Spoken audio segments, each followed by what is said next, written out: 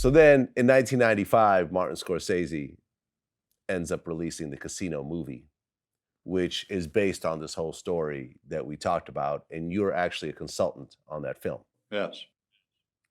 And you would actually sit on set with Martin and you would basically give your opinion on whether this was accurate, whether it was not accurate. And your character was played by Frank Vincent. Your name in the movie was Frank Marino. Tony's character was played by Joe Pesci. His name in the movie was Nicky Santoro. Nicky Santoro. Mm-hmm.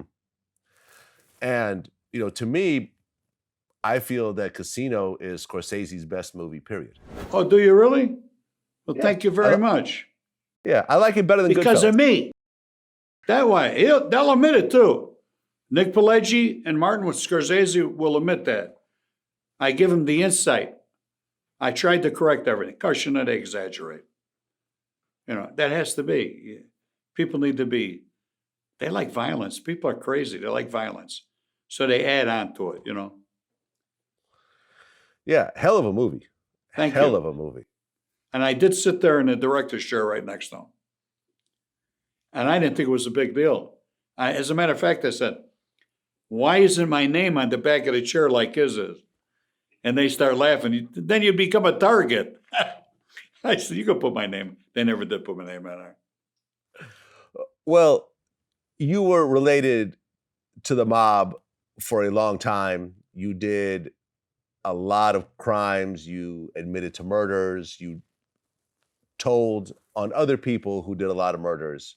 You ultimately went into witness protection. And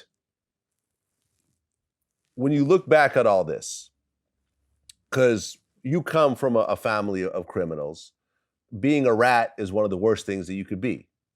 And in the mob, you get killed for being a rat. But you cooperated, and would you consider yourself a rat?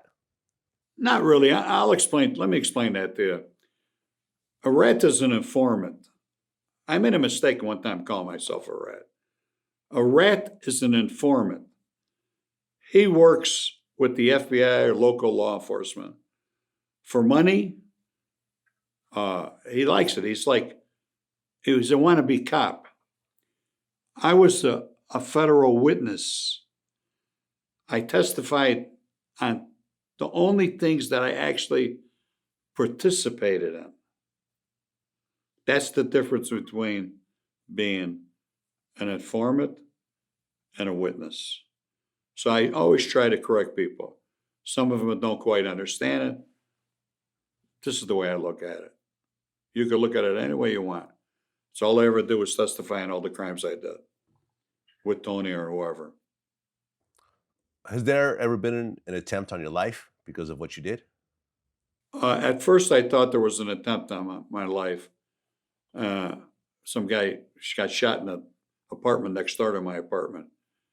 This was just before, what was it? Let's see. It was just before I rolled, just before I became a witness. And then I put that out of my mind. It was just such a coincidence. The guy was shot in this doorway in an apartment that I was renting right next door to his. One time I was on a plane going to a secret location after I got done testifying. The marshals drop you on the plane and they park and they're supposed to wait till the plane's in the air. Well, there was difficulty with the plane and the marshals left. So I'm stranded on this plane at O'Hare Field. And as I'm sitting there, I see two guys I knew very well. Jimmy D'Antonio, we call him Jimmy Lakes, Ganil, with Paulie Shiro, a guy I stole it, I made a crook out of. Got on the plane, and I looked up. Paulie Shiro met my glance. And I'm out of character being on this plane with him. So he's thinking, and him and Jimmy Ganil sit down in the seat. I get up, I reach up in the overhead bag, I take the hanging bag, and I go out of the plane. and I looking for a phone. And I get behind one of them round pillars, and I see them boat walk off the plane, and they're looking for me. And I heard Paulie say to them, "It was him, but he's gone. We can't do nothing there anyway. He's gone." They're escorted back into the plane by the stewardess. I go to the phone. I call it the witness protection program number they got. "Sorry, this number's been disconnected." I said, "Holy Christ." I said, "How am I going to get out of here?" So I call up the FBI in Chicago. I leave a message. I said, "I'm at this phone number here." They call me back within 5 minutes, and this was late. They got a hold of this agent. His name was David Kelly. He said, "What happened?" And I told him. He said, "Jump in a cab, go to Midway Airport, get a motel there, and call us when you're there. We'll meet you there." So that's what I did. I jumped in a cab. Cost me $50 for the cab. I go to Midway Field, and I meet him there.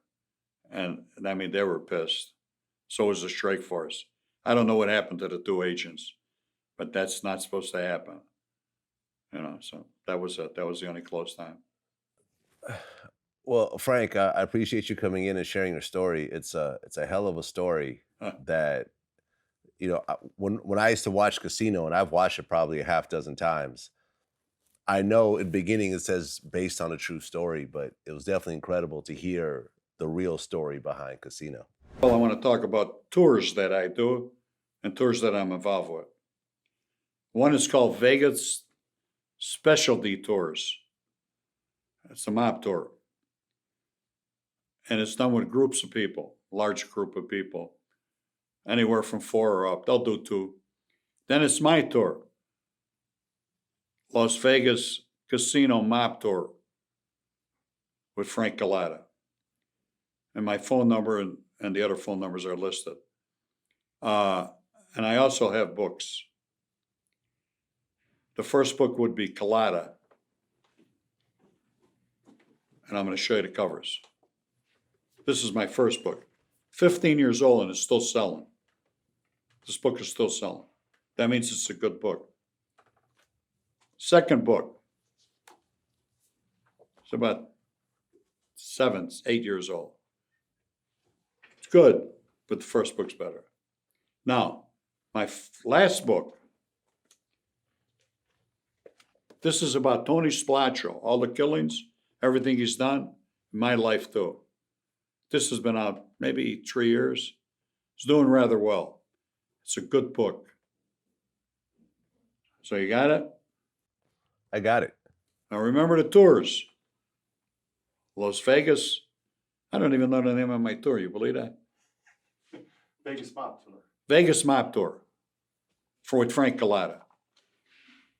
And I'm trying to get away from that. So if you want to do my tour, you better hurry up. Getting too old for this shit. I got you. Well, Frank, I definitely appreciate you coming in and telling your story. I'm on YouTube. Buy this cup. This is my cup, all right? And I always say prescribe. I know it means subscribe. This is what I put on the back. Although you'll be able to put anything you want on the back of the cups. It's a sort of a good likeness of me, isn't it? I'm a handsome devil. It is. You could order this book. You could order this cup on frankcullotta.com. Well, Frank, thank you so much for coming in. I appreciate you telling your story. Thank you very much for having me. Appreciate it. Absolutely. Until next time. All right. Bye-bye. Take care.